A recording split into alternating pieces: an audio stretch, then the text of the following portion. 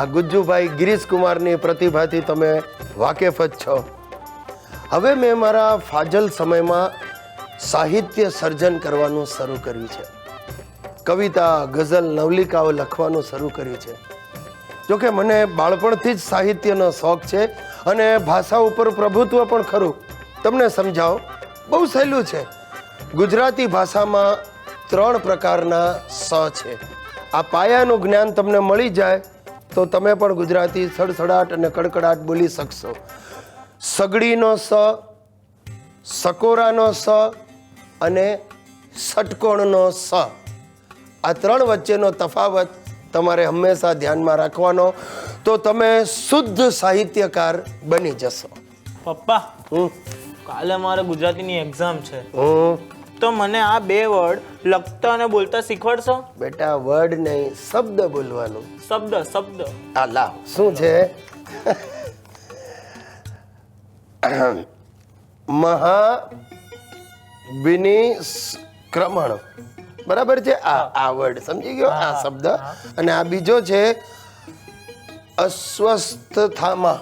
હા, બરાબર, ચાલો બસ. પણ એનો અર્થ તો સમજાવો. ભાઈ જો, બહુ સહેલું છે બેટા. આ જો, આ જે શબ્દ છે ને મહાભિનિષ્ક્રમણ, એ જોડાક્ષર છે.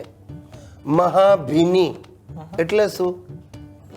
અત્યંત ભીની, બહુ ભીની. વત્તા સંક્રમણ એટલે સંક્રમણ. ખ્યાલ આવી ગયો તને? અને આ છે અસ્વસ્થતામાં. એટલે શું અસ્વસ્થ? એનો અર્થ જ એ શબ્દમાં છુપાયેલો છે બેટા. જો છૂટું પાડ. અસ્વસ્થ થામાં એટલે ન થા.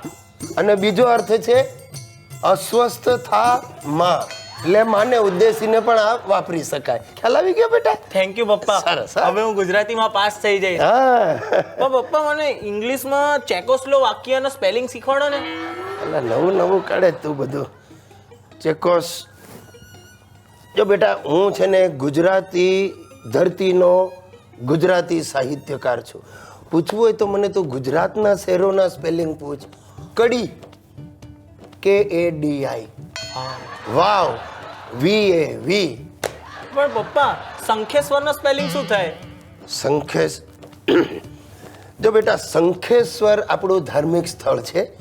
એને અંગ્રેજીમાં લખાય જ નહીં. સમજી ગયો? પાપ લાગે બેટા. હા, ચાલ. હવે મને એમ કહેજો, મેં તને ગઈકાલે મારી કવિતાની લખેલી ચોપડીઓ તારા સાહેબને વંચાવવા આપેલી, તે એમને વંચાવી? હા, વંચાવેલી ને. સરસ. એ વાંચીને અમારા સાહેબ બેભાન થઈ ગયેલા. અરે, માથે બરફ ઘસવો પડ્યો તો. ચડી ગયેલી ગરવી માંડ હેઠે ઉતરી. આ મારી કવિતાઓનો પ્રભાવ છે, સમજો દીકરા? શું છે? પચે એને જ પચે. શું છે? આ PTC ભણેલા શિક્ષકોને ના પચે. પપ્પા, રહેવા દો ને લાયરી. તમારી કવિતાઓ મમ્મીએ બકરીને ખવડાવી દીધી હતી, તો બિચારી બકરીએ મેં બોલવાનું છોડી દીધું. મારી ઉચ્ચ કવિતાઓ તારી તુચ્છ માએ બકરીને ખવડાવી? એ તો બકરીને કવિતા નથી ખાવી, પણ મમ્મીએ કવિતાના કાગળ પર રોટલી મૂકી એટલે સ્કીમમાં કવિતા ખાઈ ગઈ. નીકળ, બહાર નીકળ. જોયું સાહેબ? એક સાહિત્યકારની દુર્દશા જોઈ તમે? સાહેબ, હું 26 વર્ષનો થયો ને ત્યારે મેં મારા બાપાને હિંમત કરીને કહ્યું, બાપા હવે તો મારા લગ્ન કરાવો. હવે હું 26નો થયો. મારા બાપા મને કહે, નહીં ગિરીશિયા, હજી તું અણસમજુ છે, સમજણો થા પછી તારા લગ્ન કરશો. અરે પણ મેં કહ્યું, હું સમજણો ક્યારે થઈશ?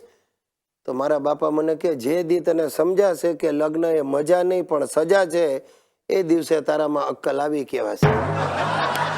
આજે મને એમની વાત સાચી લાગે છે. ખરેખર કહું છું ભાઈ, આ મારી બેટી આપણી ઘરવાળીઓ પીપળાને આમ દોરીઓ વીંટાળતી જાય ને ભગવાન પાસે માંગતી જાય, ભવો ભવ મને આજ પતિ દેજે.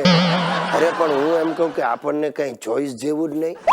આપણે માટે કોઈ તહેવાર જ નથી ગોતાયો. હશે યાર, શું કરવું, કેટલી વાતો કરવી આ લગ્ન જીવનની ને મારી બૈરીની.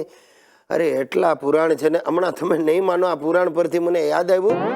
હમણાં એક ચેનલ વાળાએ મારો નંબર શોધી કાઢ્યો, મને ફોન કરીને કે ગિરીશભાઈ, અમે પત્ની પુરાણ ઉપર એક સિરિયલ બનાવીએ છીએ અને એમાં અમારે તમારા લગ્ન જીવનના પ્રસંગો સામેલ કરવા છે. મેં કહ્યું, હે ભાઈ ખસી ગયું તારો ફોન મૂકી દે તું.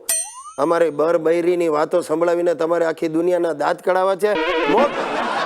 અરે ભાઈ આવું છે ભાઈ, લગ્ન જીવન એટલે શું છે, ચાલ્યા કરે. પરણી જાવ ને પછી એકબીજાની આદત પડી જાય.